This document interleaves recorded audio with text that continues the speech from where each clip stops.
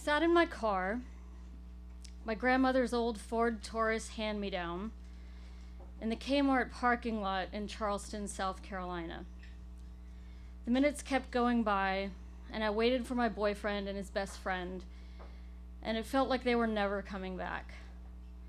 It was a feeling I was kind of used to when it came to my boyfriend, but on this late December night, it was magnified.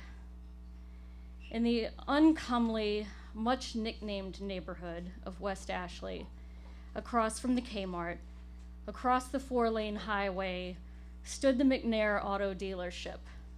My boyfriend and his best friend were over there, attempting a terrific feat of vandalism that would surely go down in the annals of West Trashley's destructive mayhem. The guys shared a name and an ethos, Will and Will.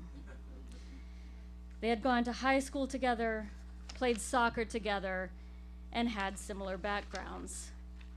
My boyfriend Will felt comfortable letting his crazy side out around Will Ned, who had a screw loose somewhere. He was a nice guy, but I never felt truly comfortable around him. He always seemed right on the edge of either laughing or yelling, exploding either way. The two Wills together would engage in boys will be boys activities every time Will Ned visited us that would take them back to their childhood days. They were easy to get caught up in, but pretty quickly a night of adventure would take a drastic turn. It was a roll of the dice, going for a midnight swim at the beach, or launching fireworks off a rooftop, or finding yourself in the middle of a bar fight, whether it be the boat shoes or the cowboy boots crowd. Will Ned had a volatile resentment towards anyone who wasn't him. His rants could be hilarious, genius, and he could always get my Will caught up in them, especially since both Wills came from blue-collar, neglectful families and were spat out the other side of their upbringing with an arrogance, a vanity even, that they dared anyone to challenge. Will Ned hated anyone who was well off. He resented symbols of wealth, abundance, capitalism, patriotism, pride, anything that he felt didn't serve him in life and therefore was a lie. And as he was wont to do, one evening when he was visiting us, he was caught up in a fiery speech, the takeaway being that he hated everything.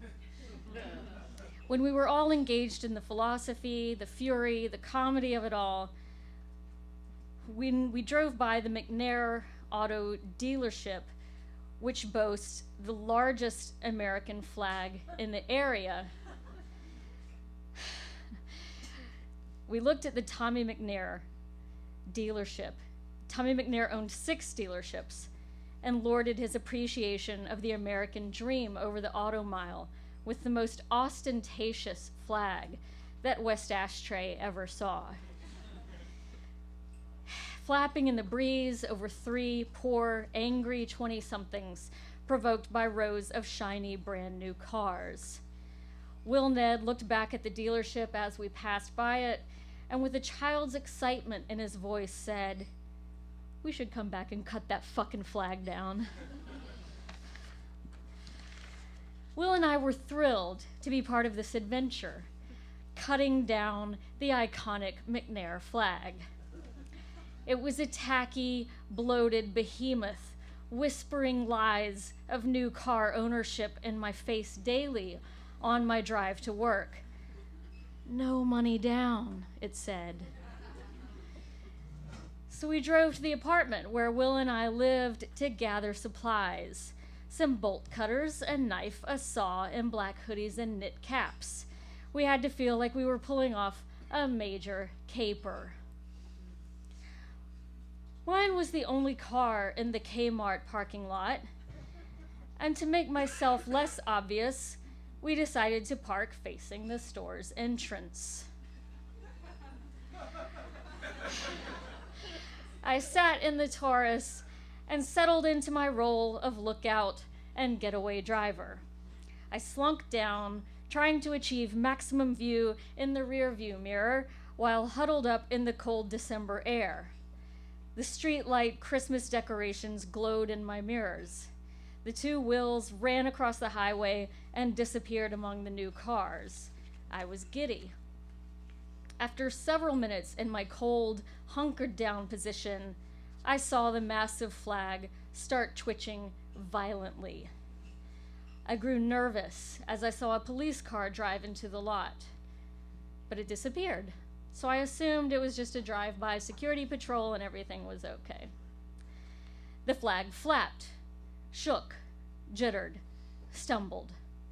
I saw this symbol of unbridled capitalism, this symbol of what oppressed the Wills, what oppressed me, what kept us in shitty part-time gigs, non-union adjunct instructor jobs, coffee shop barista positions, what made our rents go up, the symbol of the pressures to get more, get bigger, get better, what made Will Ned's brother kill himself the year before, what made us pariahs to our families, and what made our unborn children remain better off unborn, start to go down in an act of fuck you defiance. It slipped down a few feet, and then it stopped with a jolt. The flag stayed at its new position, only a few feet lower, still grand, not even at half-mast. Those colors did not run. I watched, I listened. We had established a strict no cell phones rule. So strict that they had left their phones in the car. Idiotic in hindsight, but when planning the caper, it seemed cool and precise. Any problems, just meet back at the car. But nobody was coming back to the car. I waited an hour. Another rule we'd established was that under no circumstance was I to get out of the car and come over to the dealership. For a dumb vandalism escapade, we treated it like a jewel heist. So I didn't get out of the car. During that hour, my thoughts strayed from the hatred of capitalism and my financial position towards a low and long-simmering resentment of Will Ned. What a pain in the ass. How does he manage to cause such chaos every time he comes to town? My Will inevitably ends up with an injury, or I have to stop a fight, or somebody ends up crying, or there's property damage. Why do we continue to let him into our lives and influence us into doing stupid shit?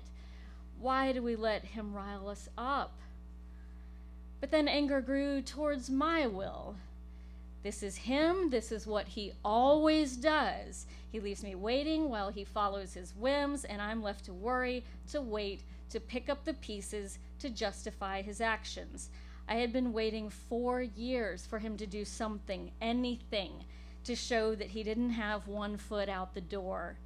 He always talked about plans for himself, never the two of us. He always threatened to leave town and barely veiled his insults, if at all. Yet to me, there was enough there to find him worth waiting for, because life with him was fun. It was exciting. Then disappointment turned towards myself. I was turning 30, and I was a getaway driver for two knuckleheads cutting down a flag.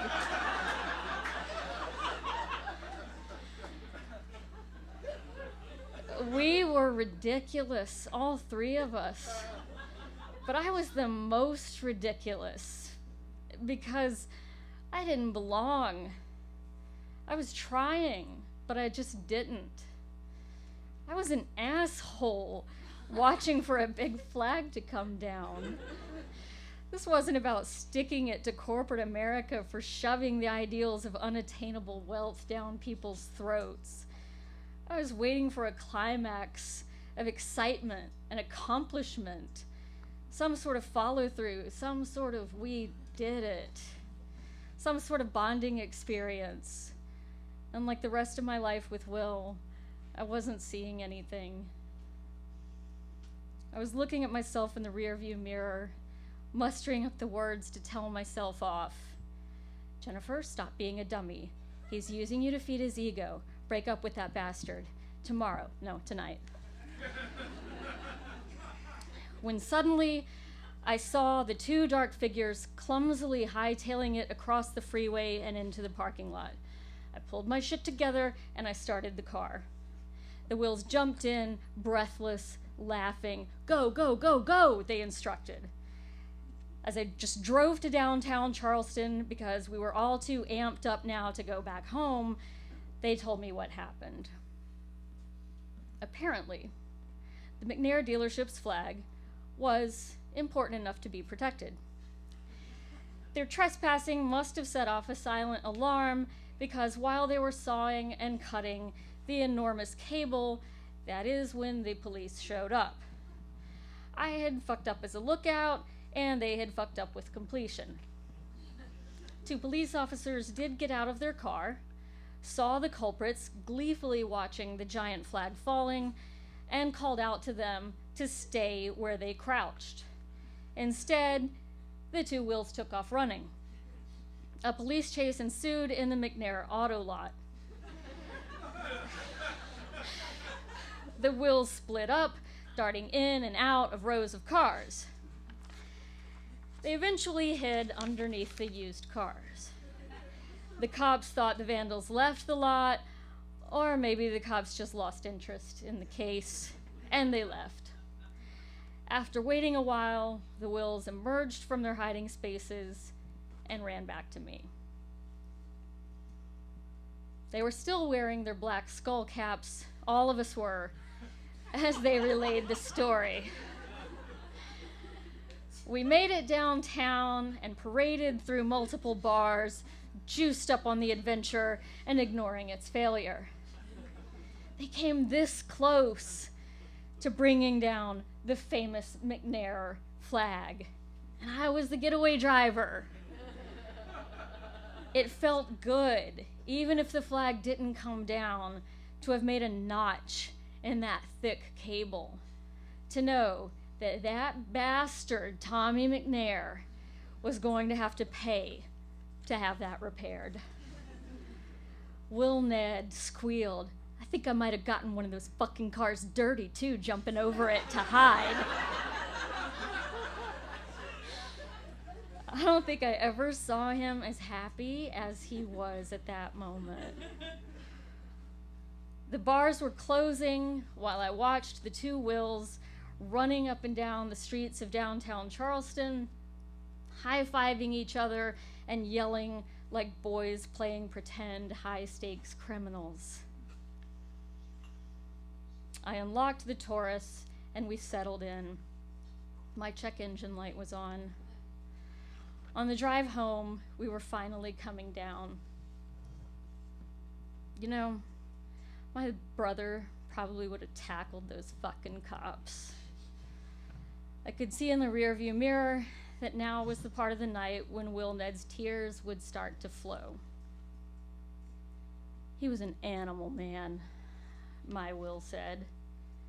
I thought that was a ludicrous thing to say, but then I saw how much that compliment meant to Will Ned.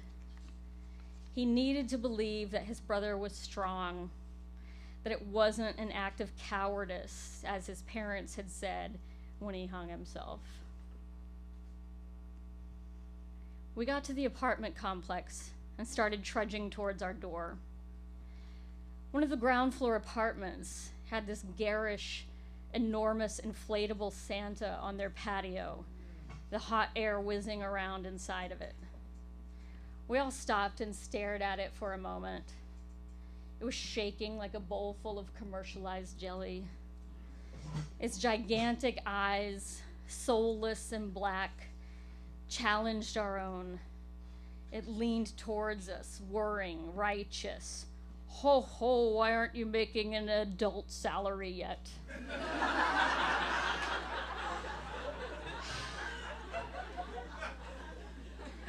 Will Ned, unable to accept failure, hopped the patio fence and pulled out the knife. He stabbed the Santa, whisper giggling, and jumped back to us.